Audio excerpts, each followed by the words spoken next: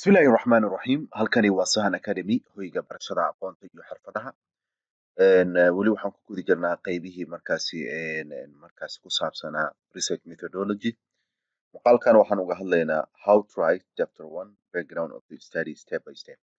Sida loo qoro chapter 1 weliba qaybtiisii koowaad oo markaasi ah background of the study. Step by step ayaan markaas u mari doonaa. Waxaan ku baran doonaa qaabka oo referenceska ama maraajicda markaasi loo keensado iyo meelaha laga helo. So waxaan filaa in aad markaasi la socon doontid waa practical. Background of the study horena waa soo sharaxnay. Waa qaybta ku horeysa ee chapterka koowaad ama cutubka koowaad ee cilmi baarista marka la joogo. Qaybtani waxay sharxaysaa taariikhda cilmi baaristan ay markaasi leedahay, xaaladaha guud iyo sababaha keenay mawduuca markaasi la baarayo. Qofka oo akhristaha ah waxa uu qaybtan uu ka helaa faham ku saabsan dhibaatada ama arrinta la daraaseynayo iyo muhiimadda ay leedahay. Background of the study marka laga hadlayo waxa waaye waxyaabaha lagu qoro waxaa ka mid ah faahfaahinta guud ee mawduucan, taariikh kooban, waxaa lagu qoraa xaaladaha hadda jira, waxaa lagu qoraa dhibaatooyinka jira, waxaa lagu qoraa baahida daraasadan loo qabo. Marka haddii markaasi aan soo qaadano tusaale markaasi ah the impact of social media on academic performance among university students in Somalia. Saamaynta baraha bulshada ay ku leeyihiin waxqabadka ardayda jaamacadaha dhigata kuwaasoo ku nool Soomaaliya. Marka background of the study ayaan rabnaa inaan ka diyaarino. Waxaa muhiim ah marka inaad qaadatid aad ogaatid qaacidadan oo markaasi ah qaabka loo diyaariyo waa sidan. General topic ayaad marka ugu horeysa ka hadlaysaa oo faahfaahin guud ayaad mawduucaaga ka bixinaysaa. Waa general topic.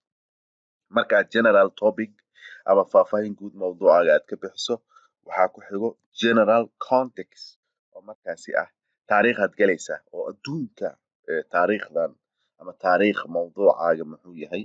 Kadibna developing countries wadamada horumarka sameynayo ama qaaradda Africa aad kaga hadlaysid. Kadibna waxa waaye Somali context Soomaali markaasi maxaa laga yiri. Qaabkaas ayaa markaasi loo diyaariyaa. So waxa waaye general marka ugu horeysa inaad ka hadasho, then global context, then developing countries, then waxa waaye waa Somali context. So waxa waaye waxa waaye marka la diyaarinayo afartan qodob in markaasi laga helo waa muhiim. Marka ugu horeysa waxaan aadaynaa waxaan soo degsanaynaa references ama articles iyo buugaag iyo markaasi aan soo xiganayno oo background of the study si markaasi aan u sameyno. So marka waxaan galaynaa internetka kadibna meelaha inta badan laga helo waxaa ka mid ah scholar.google.com scholar.google.com markaad gasho waxa waaye meeshan ayaa kuu soo baxayso. Meeshan ayaa waxaad ku qoraysaa waxa markaasi adiga aad rabto. Tusaale anaga cinwaankeena ayaan markaasi soo qaadanaynaa. Cinwaankeena waa kan the impact of social media. Waa kan copy iisoo dheh. Then meeshan marka aan tago intaan paste aan ku leeyahay kadibna waxaan leeyahay okay. Kadib waxaa iisoo baxaya dhowr file. Faylashaas tusaale midka koowaad oo kale kuwa adiga ku quseeyo midka koowaad oo kale aan ku dhufto. Markaan ku dhufto kadib waa kaasaa wuu iisoo degay. Kan saddexaad midka adiga ku quseeyo ku dhufo. Kuwa qaar toos ay kugu soo degayaan. Qaarna waxa waaye meel kale ay markaas ku geynayaan. Hadda kan oo kale waxa waaye si aad u dejiso waxaad taabanaysaa meeshaas oo markaasi safe ah. Then markaasi waad save garaynaysaa oo meesha computerkaaga aad u rabto ayaad markaas soo dejinaysaa. Marka aad soo wada degsato waxyaabaha articleski ay la xiriiraan waxaad soo diyaarsanaysaa documentigaaga. Tusaale waxaan soo diyaarsanaynaa chapter 1 waxa waaye kii hore chapter 1 okay. Chapter 1 waa introduction. Waxaan ka hadlaynaa background of the study. Background of the study introduction gadaalaan ka samaysan karnaa haddaan rabno. Okay, chapter 1 farta waxaan leenahay waa soo wada door. Markaan labada wada dooranayo control shift iyo fallaarta qaybta hoose qaatay. Then Roman leeyahay farta waxaan ka dhigaa 18. Waxaan ka dhigaa Times New Roman. Waxaan ka dhigaa sorry inaan hidden aan doorto way marka ugu horeyso. Kadibna waxaan ka dhigaa 18. Kadibna waxaan ka dhigaa farta magaceeda Times New Roman. okay meeshan waxa waaye waxaan ka dhigaa centerkan geynaa meeshan waxaan ka dhigaa 1.5 meeshan okay meeshan waxaan isaga dhigaa 0 okay meeshan waxaan ka dhigaa okay meesha hore aan ku noqdo bold dhammaan uppercase aan ka dhigaa meeshan aan tagaa waxaan ka dhigaa uppercase farta colorkeeda waxaan ka dhigaa black okay chapter 1 hadda waa heading 1 uu ii yahay background of the study ayaa isaga ii haray waa dooranaa waxaan ka dhigaa heading 2 okay heading 1 uu ahaa heading 2 okay waxaan leeyahay waxaan ka dhigaa Times New Roman colorka waxaan ka dhigaa black waxa waaye uppercase iyo markaas ka dhigaa uppercase meeshan tag uppercase okay bold iyo markaas ka dhigaa okay marka fartana waxaan leeyahay 1.5 spaceka meesha marka number ayaan rabaa inaan ka hormariyo 1.2 meeshan aan tagaa kadibna meeshan aan sii tagaa then waxaan leeyahay 1.1 okay wuu ii diyaarsan yahay marka okay marka meeshan waxaan rabaa inaan ka dhigo farta Times New Roman tusaale 12 waaye default way kadibna justify aan leeyahay justify si automatic geesaha markaasi uu ugu sii samaysmo sidaad arki kartid hadeertan waxaan soo furtay dhammaan faylashii aan markaas soo dejiyey then waxa waaye meeshan marka waxa waaye waa factors that affect the students academic achievement in the faculty of social science at the University of Bosaso Garowe Somalia so waxa waaye cilmi baaristan waxaa qoray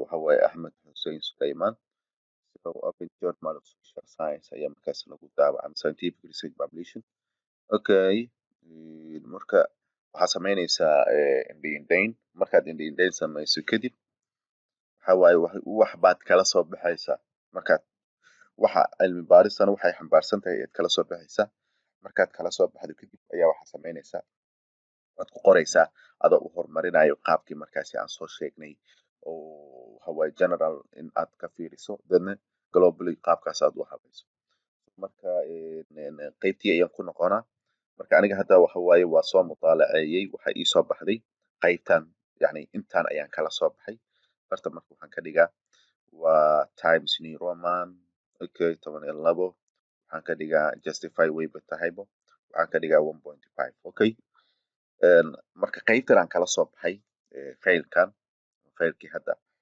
qaybtan aan kala soo baxay so marka kaas waan soo dejiyey markaas waxaa ku xigta in markaasi aan sameyno wax la yiraahdo referencega ama meesha aan kasoo xiganay in aan qorno ayaa markaasi muhiim ah so marka referencega marka la qorayo waxaa jirto dhowr nooc oo markaasi citation ahaan markaasi loo geliyo waxaan tegaynaa marka references ayaan leenahay reference markaan dhahno kadib waxaan rabnaa waxa waaye meeshii aan kasoo xiganay qaybtan ilan background of the study waxa waaye waa taariikhda iyo wax la xiriira waay so marka qaybtan ayaan rabnaa in markaas reference markaasi aan u sameyno buuggii ama baarisi aan soo qaadano marka dhowr nooc oo reference ayaa jirta waxa ugu caansan ABA Chicago waxa waaye Harvard iyo kuwa kaloo badan ayaa jirta laakiin inta badan waxa waaye ABA ayaa markaa la isticmaalaa so qaybtan bibliographiga si gaar aan u qaadan doonaa marka si reference aan ugu darno meeshan oo insert citation ayaan ku dhufanaynaa source cusub ayaan meeshan aan gelinaynaa markaan gelino kadib waxa aan soo xiganay muxuu yahay ma book ba haddii book uu yahay book subsection uu yahay ama book section uu yahay ama article uu yahay journal article marka report hadduu yahay yani documentigaaga ayaan doon anaga hadda midka hadda aan soo degsanay ama midkaan isticmaalnay journal so marka journal article ayaa markaasi leenahay marka journalkan marka aan ku noqono journalka halkana journalka qofka qoray wuxuu noqonaa waa Ahmed Hussein Sulaiman waxaan leenahay Ahmed Hussein Sulaiman okay authorka waxaan leenahay ama qoraha waaye authorka waa Ahmed Hussein Sulaiman aan ku noqono mawduuca waxa waaye waa factories okay factories affect academic okay achievement in okay sadar ayaad usoo koobiyeynaysaa okay waa kana mawduuc ayaa markaas ku daray journal nameka ayaa markaas ku daraynaa yaa daabacay aan ku noqono journal nameka waa kana open journal of social science ayaa markaasi daabacay. Okay, sanadka la daabacay waa goorma? Sanadka la daabacay aan ku noqono sanadka la daabacay waa 2023 waa 2023 waa soo koobiyeynay. Marka pejidka aan soo xiganay waxa waaye marka aan fiirino waa 446 yani qaybtan 446 ilaa waxaan indheeyey 461 ujeedaa marka qaybtan ayaan indheeyey oo faylkii intaan waay pejidkan waay. Marka pageska qoraal lahay pageska waxa waaye waa 446 ilaa 461 sorry 461 tan waxaa leedahay okay. Okay markaan dhahdid waxaa kusoo qormay ujeeda xaylaadaa saaran waa Suleymaan waa ninkii waay oo markaasi cilmi baarisan iska leh sanadka uu qoray. Marka habkan waxaa loo yaqaana ABA style ama ABA style marka la yiraahdaa ABA style. Marka hadda kan hadda already waa markaas noogu jira. Marka mid kale markaad rabto waxaa leedahay enter leedahay kadibna waxaad soo akhrisanaysaa mid kale ayaad soo akhrisanaysaa.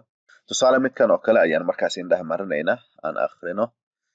Okay, marka aan akhrino kadib waxa waaye wixii aan kala baxnay ayaan markaasi aan qoranaynaa. Marka waan qoranaynaa wixii istinbaad ama haddii qayb ka mid ah markaasi aad markaasi aad adiga kala baxday oo qoraalka toos waa u qaadan kartaa sidoo kale adigana waad markaasi abuuran kartaa. So marka aniga hadda qoraal yar ayaa markaasi aan ka diyaarsaday qoraalka yar aan ka diyaarsaday ayaan meeshan aan baasta ku leeyahay hadda fiiri fartan hadda maxaa waaye tan hadda tan waxa waaye waa cellular okay marka si aan uga dhigo firta isku mid aan uga dhigo oo waxa dhan isku mid aan uga dhigo dhammaan waa wada dooranaa taas kadib waxa waaye qaybtan ayaa markaas sii wada doora isku mid ayay noqonaa. So marka tanna intaan kasoo xigtay qaybtana intaan kasoo xigtay waxaan tagaa mar kale references then waxaan tagaa insert citation after that waxaan markaasi aan tagaa meesha ay ku qoran tahay waxa la yiraahdo add new source then waxa waaye waxa aan soo xigtay aan fiiriyo waxaan kan muxuu yahay waa journal waaye so marka ku noqonaynaa journal article waaye yaa qoray waa kana cabdiweli cabdullaahi waa soo koobiyeynaynaa bastiyaan leenahay titleka muxuu yahay titleka waa kan okay titleka soo qoranaynaa then waxaan raacinaynaa journal name aan raacinaynaa okay aan ku noqono journalka waa kan copy dheh then paste ku dheh okay qaybtan hore tir sanadkee ayay markaasi ahayd sanadku waxay ahayd 2025 okay pageska aan soo qaadanay intuu ka bilaabanaa intuusan ku egyahay 80 ayuu ka bilaabanaa sida markaasi aad arki kartid wuxuuna ku egyahay 102 waa 80 ilaa 102 aan leenahay pageska 80 ilaa 102 okay inta marka okay aan leenahay haddana waa ujeedaa qaybtana markaasi citation ayuu markaasi sameeyey. So marka background of the study-ga waa markaasi hadda qaybta introduction-ka leen qaadanay waana hadda waa noo diyaarsan yahay oo qaab qurxoon ayuu markaasi noogu diyaarsan yahay. Kuwa kale markaasi references-ka waad kala soo bixaysaa isla mawduucii haddii qodob kale aad markaasi aad ku aragtana sidoo kale waa markaasi la soo bixaysaa qaabkan ayaa markaasi loo sii diyaariyaa background of the study-ga. Waxaan filaa marka in qaybtan si fiican loo fahmay intaynu kusoo gabagabaynaynaa casharkan intaan ku kulmi doono ama muuqaalkan intaan ku kulmi doono muuqaalkan muuqaal la mid ah waa anigoo macalin Saciid Yuusuf Maxamed oo idinkaga tegaya sidaa nabadiino. Asalaamu calaykum waraxmatullahi